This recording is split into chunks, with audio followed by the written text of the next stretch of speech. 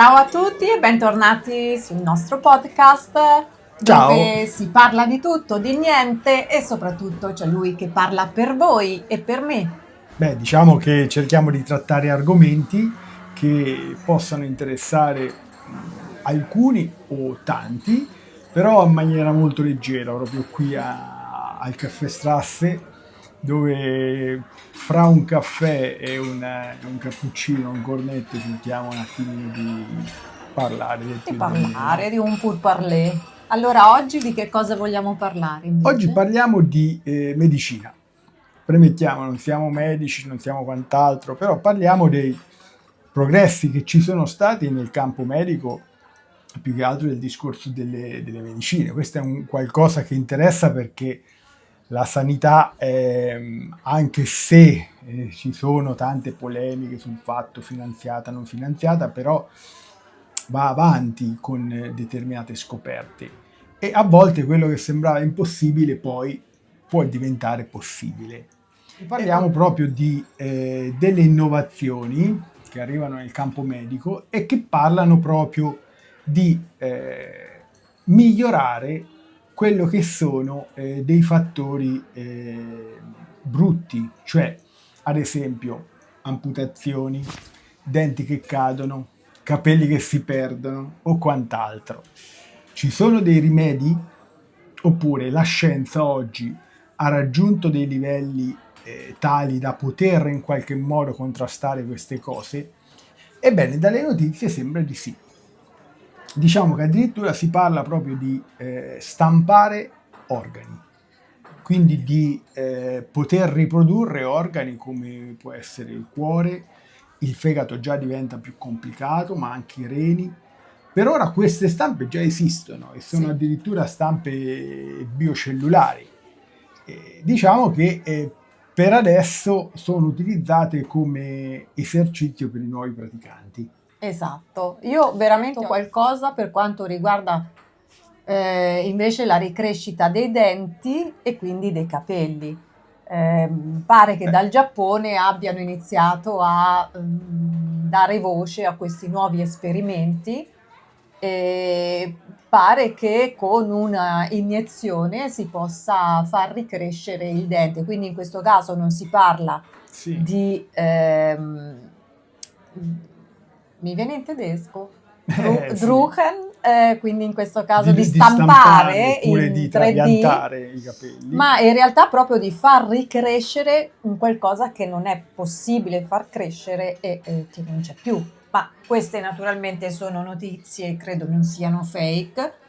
Beh, no, diciamo che si basano su un principio che è interessante, il principio delle cellule staminali, di cui se ne parla molto. C'è addirittura un signore milionario che vuole contrastare il processo di invecchiamento facendosi addirittura immettere nel proprio corpo le cellule del figlio, staminali del figlio. Sì, vabbè, questa è una storia che si legge Sì. tantissimo già da qualche anno su internet e pare che funzioni. Sì, diciamo che il principio è che si pensa a determinati tipi di animali che prendiamo ad esempio la famosa lucertola che da bambini incontriamo nel giardino, no? Che a volte perdeva la coda e che poi la vedevamo ricrescere. Eh sì, io ho il gatto che gli mangia la coda. Beh, sì, diciamo che più che altro era questa la cosa, come dire, Sì, comica sì. che si vedeva. Però sì, il fatto stesso di pensare che ci siano delle cellule, e per l'appunto queste cellule staminali, che non abbiano ancora, embrionale, non abbiano ancora, come dire, un obiettivo specifico o un settore specifico. Nel senso che, mi spiego meglio, Sì. ogni cellula del nostro corpo, sia le cellule cardiache che quelle che magari compongono i reni o il fegato, hanno delle proprietà che riguardano quello specifico organo. Ora però in fase embrionale, quando si forma il feto, ancora le cellule è come se fossero delle pagine bianche, Sì. vanno programmate.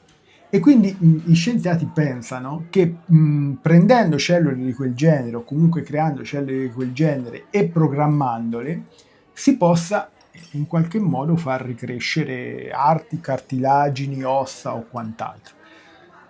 Sembra un po' una cosa di fantascienza questa cosa, però in realtà ci sono degli articoli che dicono che questa cosa può essere fatta. Ci sono stati esperimenti per adesso, ecco, come dicevo, su salamandre, c'è un tipo di salamandra particolare che addirittura riesce a far ricrescere quasi tutti gli arti tagliati. Beh, E quindi mi quindi sembra che la direzione è quella comunque verso i rettili, sì, poi come che studio, c'entra? che sono Questa quelli che cosa si... diciamo che poi può portare anche, come dire, a trapianti che oggi vengono effettuati e che purtroppo in alcuni casi causano rigetto. Quindi certo. addirittura c'è stato un uomo a cui sono state, come dire, era senza due braccia e gli sono state, come dire, Impiantati. impiantate due braccia di una persona deceduta. Quindi questa cosa è Beh, mi viene in un mente po'... proprio il film di Frankenstein. Ah sì, No, l'ultimo non film solo, è diciamo il libro, il libro, sì, no? è Però vero. poi, siccome Beh, è sì, uscito diciamo anche il nuovo film che sì, è il di nuovo film Guillermo che del Toro, a me sinceramente è piaciuto molto. allora anche a me è piaciuto, ma prego se devi dire Sì, beh, diciamo qualcosa. è piaciuto perché beh, il cast era comunque un cast stellare, mi viene da dire così, anche se non ero molto convinto sulla prestazione dell'attore che fa Frankenstein, No, perché invece a lo me è vedevo piaciuto molto. molto esile e invece devo dire Sì, che è quasi irriconoscibile per chi sì, non sapesse chi è questo Jacopo Elordi, quindi sì. australiano ma di origine, il padre di origine basca, alto quasi 2 metri, quindi nella parte ci poteva stare Ah, tu bene. parli del mostro, non parli del dottor Frankenstein. No, parlo proprio Eh, di quello sì, che sì, sì. impersonava la La creatura. creatura, il mostro, come lo chiamava lui. A me è piaciuto molto perché adesso la tendenza dei film è quella, diciamo, sì, o l'horror oppure cose anche come il prossimo Dracula, forse è già uscito in Sì, Italia, credo di ecco, sì. di Besson, è la tendenza di andare verso un romanticismo, la riscoperta dei sentimenti. E quindi ho visto anche questo in Frankenstein del Toro, comunque una chiave di lettura romantica e quindi il rapporto padre-figlio. Mi è piaciuto molto il cast, mi è piaciuto molto tutto, la recitazione, tutto quanto, ma la cosa che mi ha colpito da subito sono stati i costumi. Infatti, se ti ricordi, Sì, appena come lo guardavamo, io ho detto, sì, mamma è mia, che vero, spettacolo! assolutamente. Veramente costumi meravigliosi e c'è dietro un grande studio nella scelta, perché di solito il Frankenstein viene Sì, ambientato nel XVIII secolo, invece qui Del Toro sceglie proprio la fine del 1800 sì, e è quindi vero. dà dei toni, tra l'altro di solito il Frankenstein è gotico, quindi sempre cose nere, scure.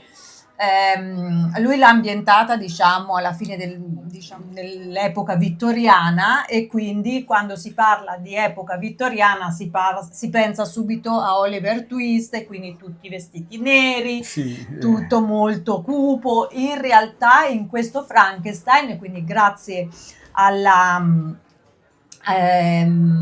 regia. no, la regia, scusami, i costumi, parliamo di Ah, ok. costumi, quindi alla costumista Kate Hawley, spero di averlo pronunciato bene, che tra l'altro voluta da lui, dal regista, anche perché hanno lavorato insieme in altri due film.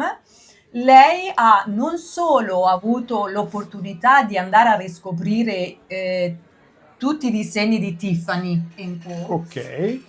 quindi anche per i gioielli, ma poi mi dovrei dilungare troppo Beh, perché sì. sono Beh, rimasta così diciamo che... affascinata. E mm, perché volevo dire questo? Perché se voi ci fate caso è tutto molto colorato e c'è il colore rosso che torna sempre, c'è è sempre questo vero. colore rosso, dalla presentazione del velo della madre vestita di rosso, ai guanti rossi di pelle di lui, del dottor Sì.